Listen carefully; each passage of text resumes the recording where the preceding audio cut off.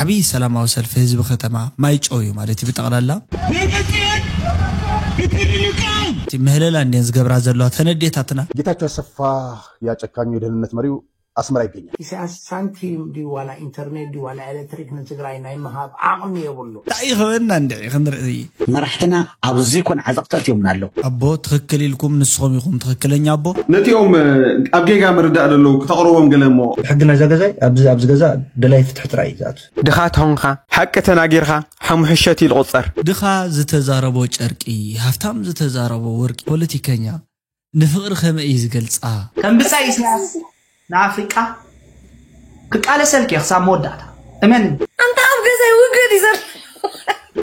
شخص تنقص يغرماي كلتي تحويسنا لا من جدا ايوه سلام تعنا هابلي كما ياللهم كما يتقنيو كبراتن فتواتن تختاتل تشدن رياكت سوان هيني مسجن انا بوغني اغزابير مسجن سلام عليكم نسخاتكم كم زخماي كمتلو بعلم ملء تسفاي نامنا لهم عند فيديو قدم حيزكم مسغاري أزيوم بالتعمي وسنت زخونو فيديو تاتي حيزة متى يزلخو نامنا لهم عند فيديو نسجرينا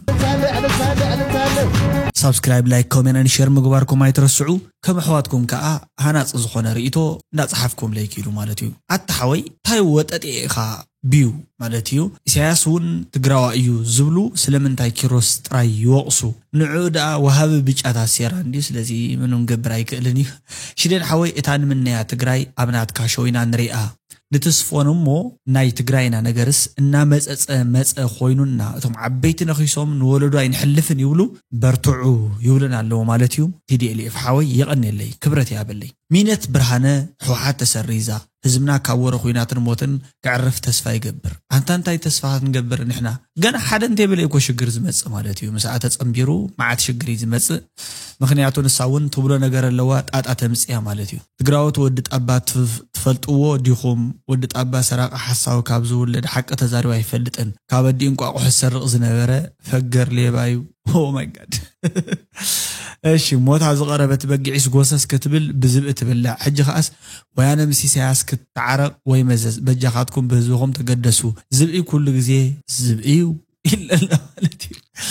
عاوت اي 6 حساوي يو ار بلاينج ودي قبلي يقولنلو اوكي اسير سامويل لايك ان شير بليز ثانكس شدن حونا God bless you and hope and peace to Eritrea and Tigray victims سيلاتنا لا مالتي زحفتي بتعم هنص زخونو ريتوتاتي امبي بزلخو مالتي نخلخم كبرت يابلي بتعم يقني لك بلوكم يزدلي نامنا لهم عند فيديو دما حيزكم كسجر بتعم هنقرمينا Welcome to Shidden Reacts 1 امو نابزنا لهم عند فيديو تنسجر دخات هونخا ما نم لخبرك يلي حق تناغيرها حمحشت القصر دخا هونخا لسبات سلام دو تولم تلخما قرشها ان تولم لخا يلو مسلم بيزاوا سلام دو ايتت كم فتا نغسوا يصغيو ميديوم هافتام تهونخا جن ولا رئيس يحلخا ولا تمرت ايت مهر بزقرش يلشفن دخا ايلخا رئيسخا تحت يتبل سلام تيلكا سلام بولو رجيت كات حالفو رجيت خي يحلف دخلنات وش تهفت ايو زحاوي دخايل خي تحزن هفتام مخانني ايوه لا هفتام كله يلسجدلو دخات هون خاص اب صرغيا وطيخا كتشنكا غادو شنديتا ترتا امو منغزانا منغست صرغيا خلخل بيزاوا لشنت تقريم لشنت ماي تقريم هفتام دخاي وصيوم لنيو غرمكم رأيو السبعي بعد هفتيو استمنين ناقرة استرأيوهم استعزوهم يدو بعضهم باي تتكبر لغان تاي تتكبر لغان تتكبر لغان صوم با تتكبر لغم انا ما شنخو هيدو ليكم نحزل وي نحزل لي يعني نحزل كنحزل كاباد خمزي حقي اكن بايزو قلد تمثل امبر دخا زتزاربو چرقي هفتام زتزاربو ورقي زبحال زخونه يخون هفتام بعل گنزب يزارب ولا حماق يخون حقي امرو خالو امبر ገንዘብ ባዕሉ አእምሮ ለው ማለት ማኒ ቶክስ ዝባሃል እስታ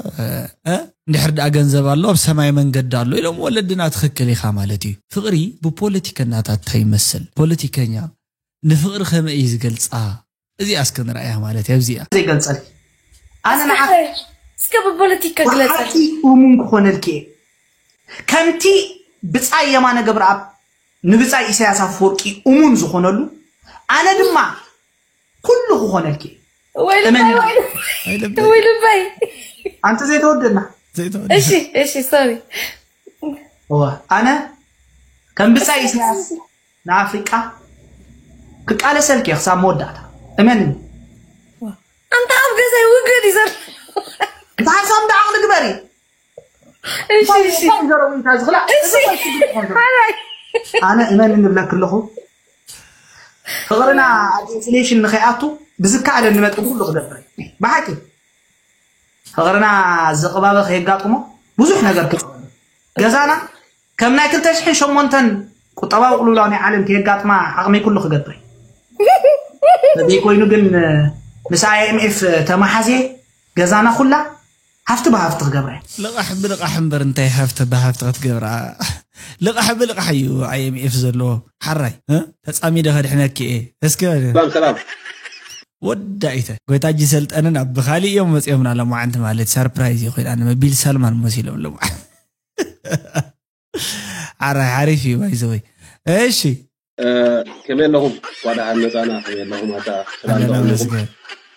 بشموتي مالك عند المسايس مع الحبس اللي راحوا زلهم لما أنت كاب سعود عربنا قطعني مس دونالد ترامب كيجنا لنا سعود عرب ما يحضرون حاجة على إسرائيل دبلوماسي نشتي هذا هالمدى أستاذ كيف حالك؟ كله سلام كله طيب حاج أبو سلطنة يا حاج مس دونالد ترامب سعودية كيجنا لنا يقبأ شيخ سلطنة ايوه كيف الحال؟ ملمدنا بعربي قلت شيخ سلطنة بس يقرماي كلتي تحوسنا لا من جدة ايوه انت في جدة تمام ايوه جيتي دبلوماسي كذا مستودد حنك نقرأكمنا نجيجن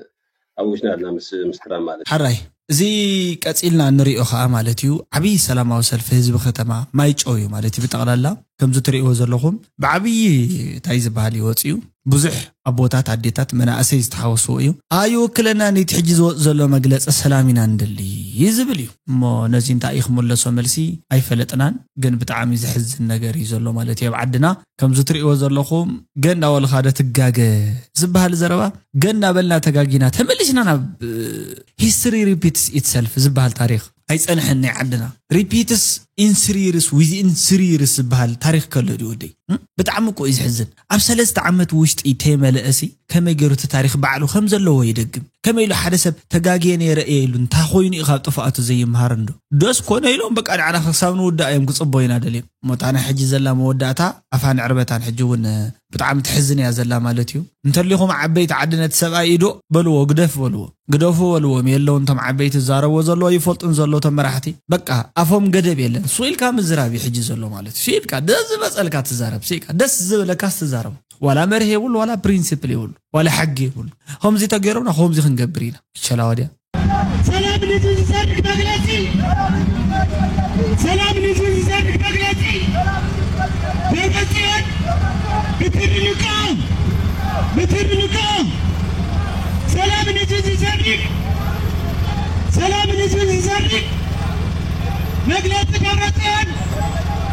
بغلاتي بترنكم تلغوا سريع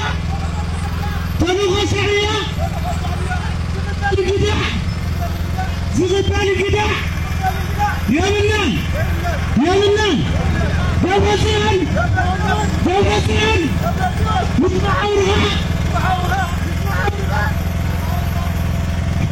የእናቶች ተማጽኖ የራያ እናቶች በጦርነት አለቅን ሰላማችን ያምጣልን በማለት በመስሉ ላይ እንደምታዩት በመላ ፈጣሪያቸውን ሲለምኑ አርፍደዋል። በዛሬው ዕለት ትናንት የኢትዮጵያ ብሔራዊ ምርጫ ቦርድ ከፖለቲካ ፓርቲነት የተሰረዘውን ህወሓት የሚመሩት ደብረጽዮን ገብረ ሚካኤል የራያ ዞን አመራሮችን አፍርሰን ዞኑን በኃይል እንቆጣጠራለን ማለቱን ተከትሎ የተቆጣው የራያ ህዝብ በዛሬው ቀን በዞኑ ዋና ከተማ በሆነችው ማይጨው ከተማ የተቃውሞ ሰልፍ ሲያካሂዱ ነበር። እነዚህ እናቶችም ከሰልፉ ጎን ከላይ እንደምታዩት በመላ ፈጣሪያቸውን ምሕረትና ሰላም አውርድልን ብለው ሲለምኑ አርፍደዋል። የተቃውሞ ሰልፉ በ14 የዞን ወረዳዎችም በቀጥ በቀጣይ ቀናት ተጠናክሮ እንደሚቀጥል ምንጮች ተናግረዋል። ዝብለና ዘሎ ማለት ምህለላ እንዴ ዝገብራ ዘሎ ተነዴታትና ጨኒቁዎን ብጣዕሚ ተንወለድና ንባዕሉስ ጨኒቁዎን አንተም ሰብ እኽለም ጻልና ኢልካ ምህለላ እንተ ተወድ እንተሎ ሰነን ክረምትን ለይትን ክረምትን ምድር ነገራት ምጽሕታር ዝበሃል ነዚ ህዝብ እዚ ኩሉ ግዜ መከሩ እዩ ምሰንበጣን ምስጥሜቱን ምስመከሩን ይሽግር ናወረዶ ዘሎ ህዝብ ክሳብ ሕጂውን ዓገብ ክበሃል ዘሎ ሓይሊ ኩሉ ግዜ እንተ ቶም ብውሽጢ ጻሓትሩ ዘሎ ሰባት ካይፍለጡን ዘሎ ቶም በአፍ ቃል በቃል ዓዊሎም ጽሕትሩ ዘሎ ቶም ናትና ግን ጠጠው ክብለሎም ካሊ ሓይሉን መጻኹ ጎወጥኩም እንተይሉ ተዘይ ኮይኑ ጠጠው በልተ ዘይ ኮይኑ ድማ ዝፈልጦ እዩ ማለት ይሽግር ግን ክበሃል ዘሎ ቅድሚት መጀመርታ ናይ ሰላም ቃላት ናይ ሰላም ተርምታት ምውጋዕ ንዓና ብጣዕሚ ዝጠቕመና ነገር እዩ ታይ ከም ንረክብ እንታይ ኢና ክንረክበሉ መሊስና ተቃሊስና 3 ዓመት መሊስ ከዓርቂ እዚማ ከቢድ እዩ ብጣዕሚ ከቢድ ገበን እሺ ዳርጋ ነው ዓመት አሎ ብዛዕባ ውልቀ ሰባት ተዛሪባ ኢሊ ይፈልጥኒ ያነ ዝኾነ ሰብኩም ጸላ ይገኝ ሰባት ዛሬም ብዛዕባ ምክንያቱም ከም ዕላማ እንታይ ዘኣምናነ ሙግያዊ ውልቀ ሰባት ናይ ዕላማ ይኮነ ይፈልጥኒ ናይ ሞጎስ ዕላማ ይኮነ ይፈልጥኒ ኣብዚ ምሲኒ ዘለና ዓይ in purpose ጉዳይ ዓደይ ጉዳይ ህዝበይ ያ ስርሒ ጥራይ ክሰርሕ ዘለዎ አፍተናቲ ሐሳብ ዘሎ ሰብ አፍተናቲ መንገድ ዘሎ ሰብ ክኽብረለን ፈትወለና ሓሊል ትረዲካሉ ብሕግና ዘገዛይ ኣብዚ ገዛ ደላይ ፍትሕ ጥራይ ዛት ነቶም ህግደፍ ግን ተባክ ሓወይና ብሓቂ ንኽተምጾም ሕጂ ቢትወደድ ሓንቲ ዘራባ ንጸላእትሲ ከነቕርቦም ኣለና ገለገለ ዝደበና ዘራባ ደስ ይብለና ነቲኦም ኣብ ጌጋ ምርዳእ ደለው ከተቕርቦም ገለ እሞ ኣይከኣልን ዶ ብጣዕሚ ኢንተረስቲንግ ኮሽን ሓንቲ ነገር ክነገር ካብ ብዙሕ ሰብ ዘይርድኦ ነገር ኣሎ እዚ ካብቶም ምኩር እየ ዝነግረካ ስለዝፈልጦም ነው ወይ ዓመታት ያ ሰብ ክትቅይረ ይትኽእልኒ ዘይሓዛዛ ፖይንት ዘ ሰብ ዝቕየር ሞጊ ሓወይ ንኽቕየር ድልውነት ክረጋግፅ ኣለካ ውሽጡ ካብ ውሽጢ ክብገስ ክኽእል ኣሎ ተረዲካሉ ሽዑ ምስ ተዛረብካዮ ናልባዚ ናይ ሞጎስ ሓሳብ ስን ኣይጠቕመኒ ኾን ኢሉ እንድሕር ዝወስዶ ኮይኑ ምስ ትድልየት ካብ ውሽጢ ተበግሶ ዘለዎ ክልወ ተኽእሎታት ኣሎ ንስኻ ስለ ተዛረብካ ጥራይ ሰብ ኣይትልውጦን እያ ጌታቸው አሰፋ አዲስ መረጃ አለ ትኩስ መረጃ አለ ብለህ ነበርና እስቲ እሱን ነገር እንስማው ጌታቸው አሰፋ ያጨካኙ የደህንነት መሪው አስመራ ይገኛል ማለቴ ሰብአይ ዚሲ ኮሚዩ ከምዚ ጆከር ካርዲ ማለት ዝኾነ ሰዓት ይጠፍ ዝኾነ ሰዓት መጽዩ ሌባውን ይብሱር ባውር አና ይምቾን ብሱር ደስክ ብለካ ከደይክእል ዓይነት ሰብ እንተሃለው እዚ እዩ ማለት እዚ አርአያት ሰማርያም ንገለገለ ዝባል ዓይነት ምጭር ባራቲ ከምታይና ምንታይ እዩ ሕጂ መጽዩ ነገራት ዝሕምዞ አበይ ደቂሽ ኸጸንህ ወይ ለከመጽና ወደ አስመራ ከመጡ ሁለት ልጆች ጋር ሊሊ አሰፋና ማርያማዊት አሰፋ ጋር መገናኘቱን ታማኝ ምንጮች አረጋግጠዋል ከዲሲ ወደ ቀጥታ ወደ አስመራ ሲሄዱ ሁለት ልጆች ሊሊና ማርያማዊት ጋር ተገናኝቷል ኢሳያስ ስጋብ ሕጂ ኢትዮጵያ ድሓኒ ዕላሙ እቲ ዓብይ ግን ሕጂ መሳርሒ ኣለዎ እቲ ዓብይ ፓወር ኣለዎ ሕጂ ወላ ሓንቲ ምስ ትግራይ ምውጋዕ የድልዮኒ ኤሌክትሪክ ምቁራፅ ኢንተርኔት ምቁራፅ ኤርላይንስ ምቁራፅ ባንክ ባጀት ምቁራፅ ኩሉ ነገር ኣብ ኢዱ ዘሎ ቁርፅ ቁርፅ ኣብሎ ትግራይ ተዳኺማ ዘላ ኣብ ትግራይ ከዓ ጆኖሳይድ ክመፅእ ኢሳያስ ሳንቲም ዲ ዋላ ኢንተርኔት ዲ ዋላ ኤሌክትሪክ ንትግራይ ናይ ምሃብ ዓቕሚ የብሉ ዝህባ የብሉ ንትግራይ ሕጂ በዓል ወዲ ወረደ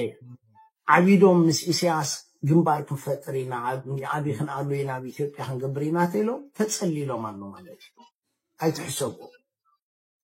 እንተኸም ኮይኑ ጆኖሳይድ ትብሉ ነርኩም ናይ ብሓቂ ጆኖሳይድ ኣብ ትግራይ ሕጂ ክመፅእ እዩ እዚኦም ትግራይ ምውጋእ የድልያኒ ትግራይ ኩናት የድልያኒ ድሕሪ በቃ ክፈሉ ኮፍ ኢልኩም ርአዩ ኢትዮጵያ ባዕላ ተባሊዓ እንታይ ትኾናልኩም ኣላ ኣየድልየኩም እዚ ኤርትራውነት ባዕሉ ኢሳያስ ሞይቱ ምስ ዝሞተ መንግስቲ ሕጂ ከዘርሕንዎ እንታይ እዩ ትግበሩ ዘየለ ነገር እንታይ ትግበሩ ዝህበኩም ነገር የለን ትክክል እያ እዚ ናይ ተስፋ ጽዮን ጥዒት ዘረባ ካብ ዝኩሉ ዓመታት ዝዛረባ ዛዘረቡ እዚኣ ማለት እዩ ምንም እንታይ ይኸበና እንድዒ ክንርኢ ግን ኣነ ኦፊሻል ከዓ ማለት እዩ ንሱ ባዕሉ ኣብንየ ኮይኑ ይዛረበሎ እምበር በዚ ብወገን ትግራይ ከዓ ከምዚ ንገብርና ነጥዕርግት ሓዊስና ኢና ገለገለ ዝብል ክሳብ ሕጂ ስማዕ ልማዕ ዝበለ የለን ካብ ብርሃነ ገብረ ገርግስ ልፍዓተይ ወፃ ማለት እዩ እዚ ከዓ ምንም ኣብ ዘይተመለሰ በዓልትና ንሕና ኣባና ኮንክሉድ ክንገብር ኣይንኽእልን ትክክለኛ ሓሳብ ማለት እዩ ኣብዞም ኣቦና ነስገር ሕገለና መጀመርያ ንሕና ምስ ኤርትራ ክንዕረቕ እውን እንተኮይና ምስ ዝኾነ እውን ክንዕረቕ እንተኮይና ግዛእታዊ ሓድነትና ኣይተመለሰን ፍርቂ ትግራይ ንሒዝና ዘለና ተዝናእሰት ትግራይ ሒዝና መሬትና ተመሊስና ናብ ዝኾነ ክነንባሃቕ ናብ ዝኾነ ክንኸይድ ዝግበአና ይመስለኒ ካብ ናተይ መጀመርያ ህዝብና ተፈናቀል ዘሎ ልዕሊ 1.1 ሚልዮን ናብ መረቦት ምምላስ ብዛላምበሳን ብራማን ብኻልኦት ባዕዳዎታት ዘለው መሬትና ኤርትራ ባድመ ሒዝዎ ዘሎ ክወፅእ ኣለዎ ብድሕሪ ኢኻ መጀመርያ ካብ ቦታ ከልዕርቅኩም መጀመርያ ባዕሉ ክልዓል ዝግብኦ መጀመርያ ስለ ህዝብናን ስለ ትግራይ ሓድነትን ስለ ትግራይ ቤተክርስትያን መጀመርያ ትንሓስብ ዝብል መልእኽትናተይ እምበር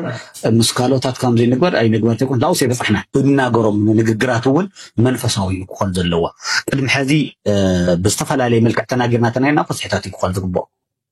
ሕዚ ስለ ህዝብና ኢና ክንሓስብ ዝግበአና ህዝብና ኣብ ከቢድ መከራ ኣሎ ትክክል እዮም እዞም ኣቦ ትክክለኛ ኣቦ ናይ ብሓቂ ትክክለኛ ኣቦ ተረዲእዎም ኣለዎ መራሕትና ኣብዚ ኮን ዓዘቕተት እዮም ኣለው ንዙይና ክንፀልን ናብ ሓደ ክነምፆም ወይ ደሞ ክነውግዞም ደና ወይ ሓደ ክንገብሮም ተኮይና ክንመክር ዝግበአን ኣቦ ትክክል ኢልኩም ንስኹም ኢኹም ትክክለኛ ኣቦ ከማኹም ዝበሉ የብዝሓልና ማለት እዩ ንስኹም ትክክለኛ ነርኩም በይንኹም ምናልባት ዓቕሚ ከይከብደኩም እምበር ናይ ሎማዓንቲ ቪድዮ ነዚ ይመስል ከመይ ርኢኹምዎ ንስኻትኩም ኣነ ሓሳበይ ገሊፅ ኣለኹ ብዝተወሰነ መንገዲ ንስኻትኩም እውን ሓሳብኩም ኣብዚ ናይ ኮሜንት ቦታ ብምፅሓፍ ርእቶታትኩም ክትገልጹ እየ ዝላቦ ኣብ ናይ ሎማዓንቲ ቪድዮ ጓዕድሓን መጻኹም ኢለ ዝጀመርክዎ መደብ ዳሕና ቀኒዩታ እናበልኩ ክዛዝሞ እየ ቻው ፀፅቡቕ የስምዐና ውድላይት ዳሕና ሕደርታ ሓዋተይ ማለት እዩ